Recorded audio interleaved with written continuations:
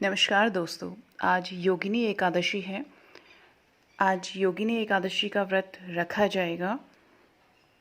जो इस व्रत को करते हैं उनके लिए मैं इस कथा को लेकर के आई हूँ, और जो व्रत नहीं भी करते हैं वो भी कथा का श्रवण करें तो उन्हें भी पुण्य प्राप्त होएगा।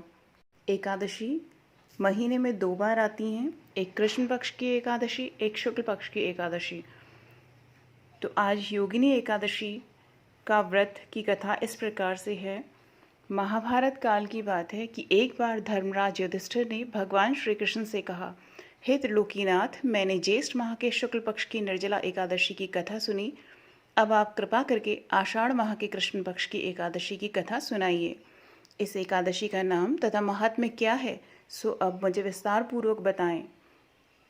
श्री कृष्ण ने कहा, हे पांडुपुत्र, आषाढ़ माह के कृष्ण पक्ष की एकादशी का नाम योगिनी एकादशी है। इसके व्रत से सभी पाप नष्ट हो जाते हैं। यह व्रत इस लोक में भोग तथा परलोक में मुक्ति देने वाला है। हे धर्मराज, यह एकादशी तीनों लोकों में प्रसिद्ध है। इसके व्रत से सभी पाप नष्ट हो जाते हैं। तुम्हें मैं पुराण में कही हुई कथा सुनाता हूँ, ध्यानपूर्वक श्रवण करो। कुबेर नाम का एक राजा अलकापुरी नाम की नगरी में राज्य करता था। वह शिव भक्त था। उनका हेमा मालिनी नामक एक यक्ष सेवक था जो पूजा के लिए फूल लाया करता था। हेममाली की विशालाक्षी नाम की अति सुंदर स्त्री थी।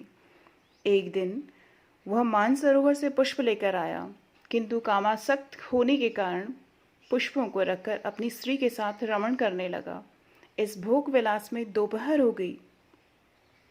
हेममाली की राह देखते देखते जब राजा कुबेर को दोपहर हो गई तो उसने क्रोधपूर्वक अपने सेवकों को आज्ञा दी कि तुम लोग जाकर पता लगाओ कि हेममाली अभी तक पुष्पों को लेकर क्यों नहीं आया।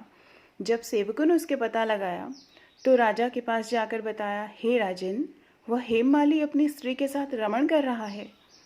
इस बात को सुनकर राजा कुबेर ने हेममाली को बुलाने की आज्ञा दी। डर से कांपता हुआ हेममाली राजा के सामने उपस्थित हुआ।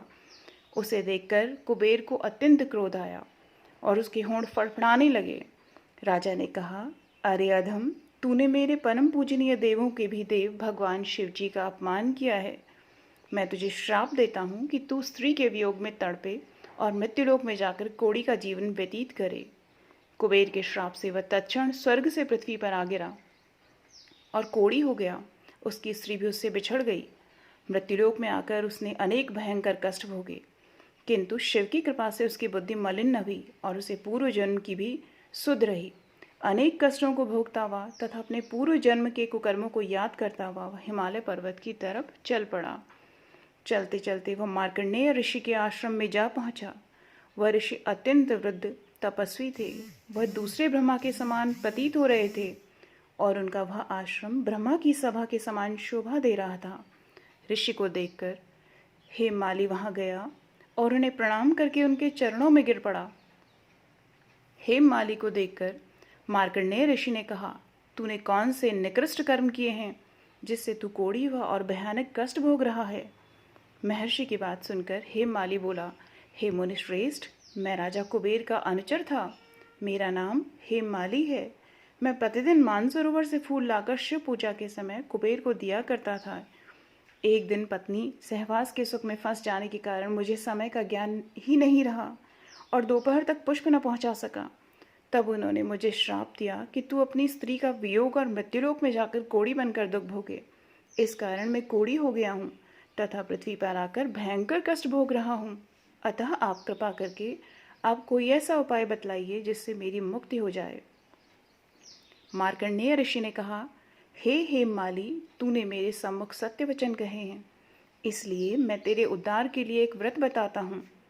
यदि तू आषाढ़ माह के कृष्ण पक्ष की योगिनी नामक एकादशी का विधान पूर्वक व्रत करेगा तो तेरे सभी पाप नष्ट हो जाएंगे। महर्षि के वचन सुन हेममाली अति प्रसन्न हुआ और उनके वचनों के अनुसार योगिनी एकादशी का विधान पूर्वक व्रत करने लगा। इस व्रत के प्रभाव से अपने पुराने स्वरूप में आ गया और अपनी स्त्री के साथ सुखपूर्वक रहने लगा।